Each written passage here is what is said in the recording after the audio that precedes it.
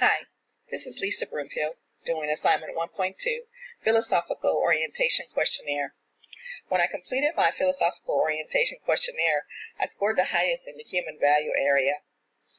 According to the text, it says my scores tend to be determined by the worthiness of an activity in terms of its effect on specific other people and its impact on the quality of the relationship I have with a person. I believe for me this really aligns more closely with how I feel about religiously about God and my feelings about my faith. Because in my job as a categorical director, I often have to tell people no, they can't spend monies on a particular item because it falls outside of the fund guidelines. So it's not really impacted by my feelings about a specific person, but it is impacted about how I feel about what's right and what's wrong.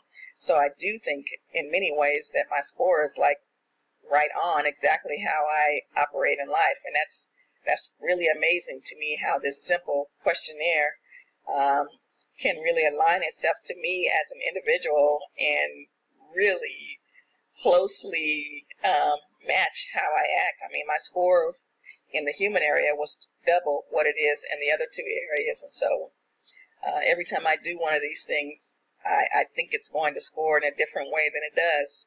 So it's very interesting to me. Thank you.